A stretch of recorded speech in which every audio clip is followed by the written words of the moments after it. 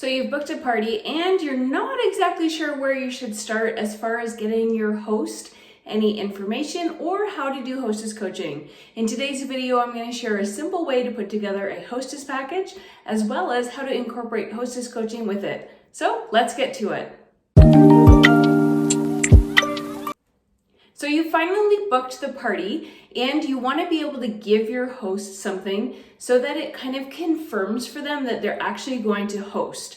So what I like to do is I always like to give them a hostess package. Now, the company that I represent, I can purchase hostess packages through our consultant store. But if you don't have that as an option, that's okay. You can go to Staples, you can go to the dollar store, it doesn't matter. And you can get yourself a little envelope to put all of your information in. The reason I like to use a hostess envelope is that it keeps everything all together in one place. On the outside, you're gonna have the date and the time of the party. And on the opposite side, you can keep track of all of the sales before tax and shipping. Typically, it's the sales before tax and shipping that all the host rewards are based on. And so to keep track of it right there on your envelope just makes things that much easier. So when I give this to them, it really confirms for them that I am a business owner. I'm treating my business like a business. They are getting a package from me, which confirms their commitment to hosting the party with me as well. So what goes inside? So inside, I always like to put everything in, including the hostess breakdown. She wants to know what is in it for her. So you've, talked about having her host a party. She's finally decided that she's going to. She wants to know what's in it for her. What is she going to get for hosting? So you want to include your hostess breakdown, whether that's a portion of the sales, if she gets half price items, if she gets a host exclusive for the month that she's hosting in. You want to have all of that information right there in the package for her so that she doesn't have any questions that you could have easily avoided having a phone call later if you include everything right there in the package. Other things that you want to include, I put in a what to expect document.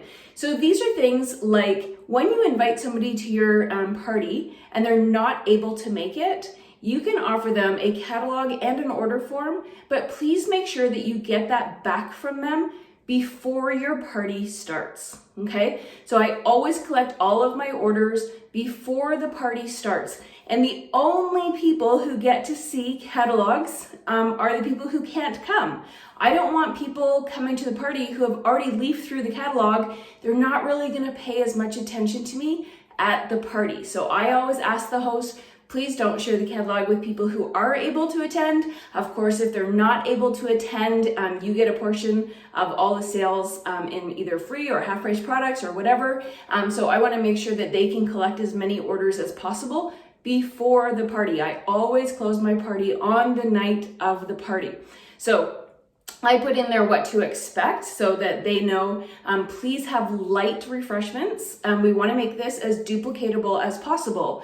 One of her goals, being a partner with me with this for the evening, is to try and get as many future bookings as she possibly can. So I'm hostess coaching her to speak to her friends about hosting parties of their own.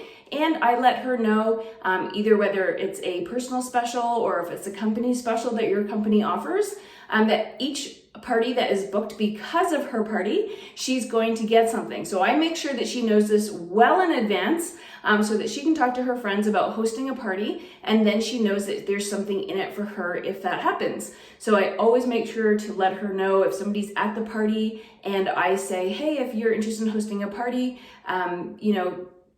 let me know. And then the host will always chime in and say, I'll come. And then I will always say, I'll be there too.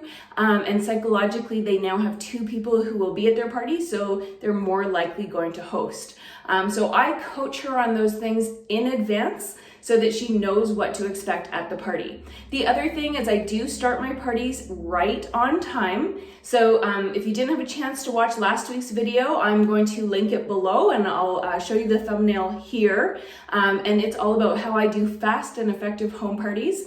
And I always start my parties on time. So if it's starting at 7:30, I ask my host to please let her friends know to be there for 7:15. Okay. The other thing I do is that at the party, I want to have her wish list already there. Okay, I don't want to tell her her totals at the end of the night and then she's like, oh, I need a few days to think about it.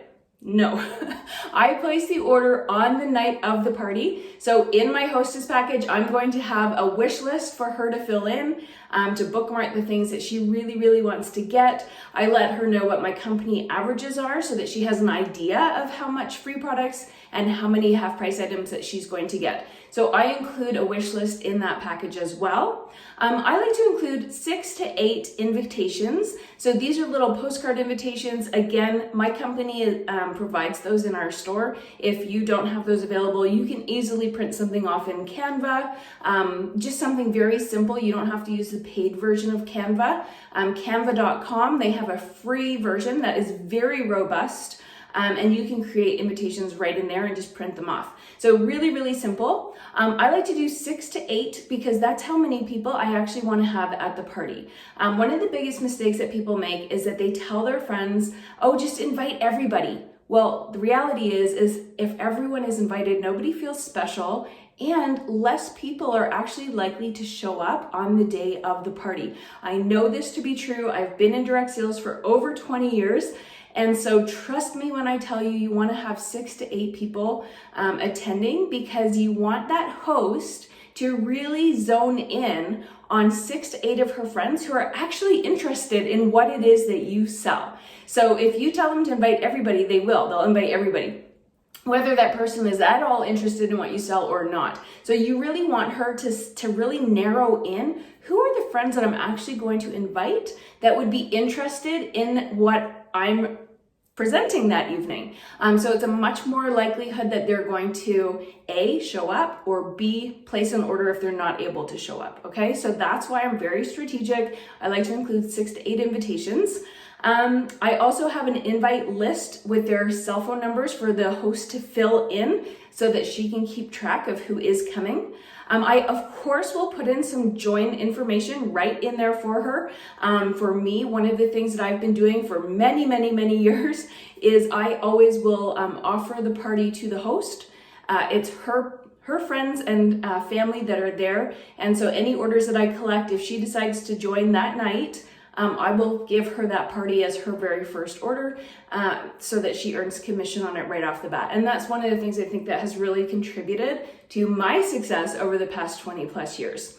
The other thing I do throw in there, and I did allude to this a little earlier, were 3 catalogs and I do 6 order forms. And the reason I do that again is just so that if anyone who is invited is not able to actually attend, they can have a chance to look through the catalog and place an order if they want to. I do really, really stress to my host that those orders have to be in before her party starts, because I want to honor the people who have taken the time out of their busy day and their busy schedules to show up at the party. So I never hold parties open past the party night.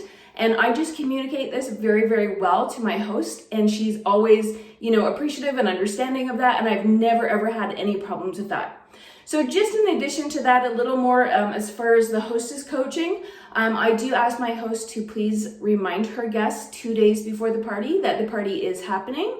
And this may seem redundant, but I promise you it's not. I ask her to remind her guests the day of the party. I actually am guilty of telling someone I was going to go to a party, completely forgot about it. I'm busy. I forgot to go to this party, and it was one I was really genuinely interested in. I felt like I had completely let down my host, like my friend, and that was, of course, never my intention. If I had gotten a reminder that afternoon that it was happening that night, I definitely would have been there because it was something I had planned to do. I just missed putting it in my calendar. So I do always ask my host, hey, just remind your friends that it's happening tonight. We're starting right at 7:30, so please ask them to be there to arrive by 7:15. So just those things. I remind them to please have their wish list filled in. Really, really key. It will save you lots of time at the party. I remind them that they're going to get a bonus item at any parties that are booked from their party. My personal goal is to always have all of those parties booked within 2 weeks of the original party. So whether that's people who were not able to attend and she has let them know, hey, if you're interested in hosting, please let me know. Or if it's the people at the party that evening, just so that she knows, she's reminded that she gets an item at their parties as well. I just like to remind them to keep refreshments really light and duplicatable. They don't have to run around cleaning their home or anything like that. The idea is that they will get future bookings and that they'll get those half-price items at those bookings. So the simpler that they can make things, the better it is for them. They'll have a better time and for future bookings.